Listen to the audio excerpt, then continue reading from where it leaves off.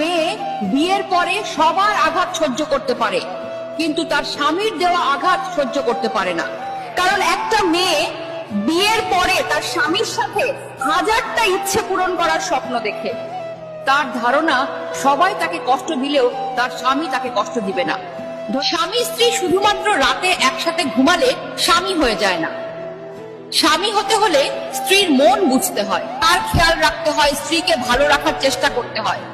এমন অনেক পুরুষ আছে যাদের স্ত্রীর সাথে কোনো মনের মিল নেই, কোনো ভালোবাসার সম্পর্ক নেই, শুধুমাত্র সমাজের জন্য লোক দেখানো একসাথে থাকা। যার স্বামী এমন, শুধুমাত্র সেই মেয়েটাই বোঝে জীবন্ত লাশ হয়ে বেঁচে থাকাটা কতটা কষ্টের। প্রতিটি বিবাহিত মেয়ের স্বপ্ন, সারাদিন পাখি যেমন এদিক ওদিক ছুটে বেড়ায়, আবার দিন শেষে ঘরে ফিরে ঠিক তেমনি দিন শেষে তার স্বামীও ঘরে ফিরবে, তার সাথে সুখ দুঃখের গল্প করবে, তাকে বুকে নিয়ে ঘুমাবে। কিন্তু আফসোস, সব মেয়ের ভাগ্যে তা স্ত্রীকে বোঝার ক্ষমতা স্বামীর থাকে না।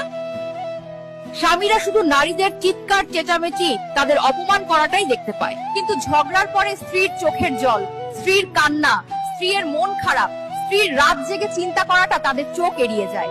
একজন নারীকে তার স্বামীকে সত্যিই সবসময় কাছে চায়, আপন ভাবে সমস্ত কিছু বলতে চায়, কোনো বিপদে প্রথমে তাকেই পাশে চায়। এটা বোঝার ক্ষমতা বোধহয় স্বামীদের কোনোদিনই হবে না।